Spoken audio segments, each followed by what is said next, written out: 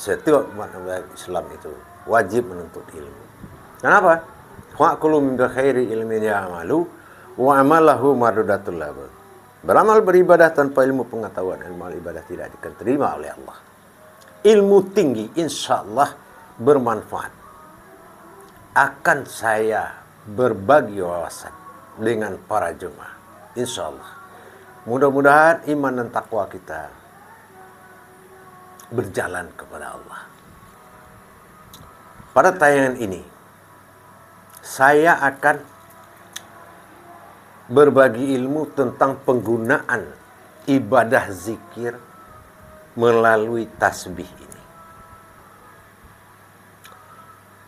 Ini tasbih, dikatakan tasbih, kita harus hati-hati. Bertasbih sifatnya alam, berzikir sifatnya umat. Asma menjadi tasbih, usna menjadi zikir.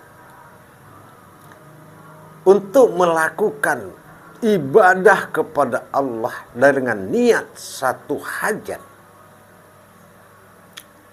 perlu kita paham dan belajar tentang sejarah cara menjalankan ma'rifat. Cara menjalankan ma'rifat dengan tasbih ini. Bukan semua digelindingkan jumlahnya 100. Itu tasbih. Tasbih itu adalah bersifat amaliyah. Di dalam telapak tangan kita ini ada huruf Arab 188199. Berarti halal. Tidak digolongkan dia benda. Tidak perantara benda lagi. Karena pasangannya ada dalam tubuh kita. Yaitu garis tangan. 188199. Tetapi setelah itu, kita berzikir kepada Allah. Mengingat Allah dengan satu niat. Dengan satu tujuan. Melalui ibadah zikir. Apa bisa kita menghitung sambil mengingat? Itu tidak mungkin para jemaah, para hadirin. Belum ma'rifat harus diselesaikan. Belum lagi hitungan yang harus dibatasi. Maka di sini berpisahlah antara kata tasbih dan zikir. Kalau zikir itu leburnya manusiawi, lahirnya insan bertuhan. Itu zikir. Kalau bertasbih adalah amaliyah. Hukumnya sah, adiyah, tidak langsung. Tapi kalau zikir, syahadah, itu langsung. Nah sekarang saya akan ajarkan insya Allah cara bermakrifat dengan zikir. Dengan berzikir mempergunakan tasbih ini. Sekarang saya akan terangkan para hadirin sekalian, para jemaah, para hamba Allah yang dimuliakan. Maaf kalau ilmunya sudah ada berarti saya hanya mengulang, tapi kalau belum ada saya mengingatkan. Jangan salah mempergunakan. Kenapa? Ainul fikri, ainul zikri. Berpikirlah kita sebelum berzikir. Ini gunanya untuk apa? Kenapa jumlahnya 99? Kenapa terus 33 kali 3? Kenapa hadir angka 3 dan angka 9 di dalam huruf, dalam perbuatan tasbih ini? Kemana mana hakikatnya? Kita harus paham. Insya Allah para hadirin, saya akan terangkan penggunaan tasbih ini. 33. Ada angka 3 pada zohir. Ada angka 3 pada batin. Berarti 33.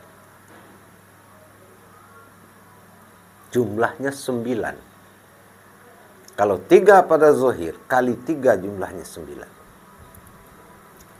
2, 3. Kalau 3 pada batin, jumlahnya 3. 3, 3, 3. Asalnya dari mana? Seperti yang pernah kita kaji yang terlebih dahulu. Yang kemarin-kemarin. Alif lam mim memiliki aras. 3 pada alif, 3 pada lam, 3 pada mim. Kodrat iradat ilmu pada alam. Aras kursi dan keramat pada alif. Pada mim dan pada alif batin zat dan nur. 3 bahir, 3 batin. 99. Sekarang duluan mana alif lam mim? Berarti alif. Berarti makomnya adalah batin zat nur. 33 pertama. 3 pertama ini adalah kewajiban kita mengingat yang ada aras dalam alif sin pertama, yaitu batin zat nur. Artinya, yang kita tatap di dalam 33 pertama ini adalah wujud Allah dalam batin, mewujud Muhammad dalam rohani, nyata Adam pada jasad. Ini. Pelaku zikir. Itu yang harus ditatap dulu. Di dalam mata batin atau dikatakan ainul basirah. Tatap dulu yang 3 itu. Setelah kita tatap yang 3, tutup dengan, angkat dengan Al-Fatihah. Di dalam masa Al-Fatihah humul batasan ini, kita melihat penyempurnaan dari yang 3 tadi. Sempurnalah wujud batin, mewujud Muhammad, dan wujudlah Adam. Maka sempurna. Begitu kita membaca Al-Fatihah, buka mata, lihat jasad semuanya. Apa yang kita lihat perantara jasad? Yang 3 alif pada sir tadi.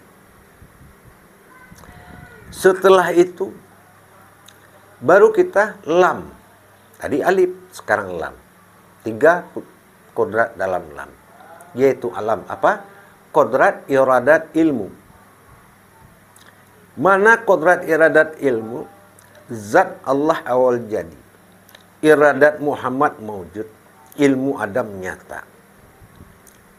Kita lihat lagi sifat alam pada yang 3 tadi. Adalah sifat alamnya diri. Lihat lagi kodrat yang 3 ini tadi. Kodrat iradat ilmu. Ini lam. Kita melihat mana kodrat Allah pada alam. Mana iradat Allah pada alam. Itulah qudsi. Mana ilmu Allah pada alam. Inilah ciptaan. Ingat itu. Setelah kita lihat 3 alam tadi, baca Al-Fatihah, tatap kesempurnaan 3 alam tadi. Berarti kita tinggal 33 lagi nih, yaitu pada huruf mim. Di mim ini baru muncul aras, kursi, dan keramat. Itulah. Aras adalah batin. Kursi adalah zat Allah, rohani kita. Dan keramat adalah ilmunya. Berarti kekuatan dan kekuasaan di rohani kita. Kekuatan di batin, kekuatan Allah di batin kita. Di nyawa kita. Dan kekuasaan Allah di dalam kerohanian kita. Dan ilmu Allah dalam kejadian yang akan kita nyatakan. Baru kita pegang yang terakhir ini. Adalah Baitullah. Batinnya Allah, wujud ma'rifat di sini. Begitu kita sampai pada sini, maka hakikat yang muncul ke diri kita, hanya akulah yang mampu menghadap diriku sendiri. Aku yang mampu mengingat diriku sendiri. Dan aku yang mampu menjadikan apa yang kuinginkan. Maka 9 kodrat tadi, 9 zahir dan 9 batin, nyata Allah menyampaikan perbuatan apa yang kita inginkan. Tanpa ayat sepatah pun, tanpa huruf satu pun. Dan mewujud Allah di situ. Wujud Allah pada batin, mewujud Muhammad pada rohani. Nyata Adam pada jasad. Tasbih terakhir, kubah ini tidak memakai ayat lagi, tapi ma'rifatmu penuh dengan kodrat Allah. Hanya Allah yang mampu menyampaikan. Masanya akulah yang bertasbih itu. Itulah Allah dengan sifatnya yang akan menyampaikan ma'rifat dan hajatmu kepada yang kamu inginkan. Insya Allah, apalah zikirnya kita? Kita tidak lagi bertasbih dan berzikir, melainkan bertahmid 100 kali. Apa tahmid kita? Mengangkat derajat daripada marwah kekuatan khodam irhas laduni wahyu yang ada dalam 9 zahir dan 9 batin dengan menyampaikan ma'rifatmu dalam kalam innaka wa yalatat kun fayakun. Insya Allah, kalau yang menyebutkan innaka wa yalatat itu adalah kun fayakun Allah dan Muhammad, kamu hanya sebuah lembaga maujud yang menyediakan niat dan ma'rifat. Insya Allah akan sampai kepada tujuanmu. Apapun ibadahmu, hanya sifatnya yang mampu beribadah kepadanya. Jadi, dialah yang membaca awal, dialah yang memegang tasbih terakhir. Maka kamu luput dinamakan fana. Fana itu lebur manusiawi, maka lahirlah insan rohani. Disitulah kita baru dinamakan zikir, tidak lagi bertasbih. Jadi berzikir melalui tasbih ini bukan sembarangan. Harus tahu adab-adabiahnya. Adab syariat, adab hakikat, adab tarikat, adab marifat. Insya Allah dengan tasbih ini, kalungkanlah, jangan dalam kantong, jangan dalam tas, tapi bismillah innaka wa yalatab, kalungkan 99 sifatmu, maka genaplah yang ke-100 dengan diriku ya Allah. Sesungguhnya semuanya adalah Dia. Itulah yang dikatakan, yang 100 itu Dia. Dia wa huwa ma'akum aina ma kuntum. Kalau sudah Dia semua padamu, wa huwa ma'akum aina, maka saya, kata Allah, ma'akum adalah maujudnya kamu. Insya Allah, mudah-mudahan berkah ilmu ini dan manfaatkanlah untuk kebaikan kepada Allah dan kepada sesama. Insya Allah dengan ibadah yang berilmu kepada Allah adalah ibadah syahadah dan sa'adiyah.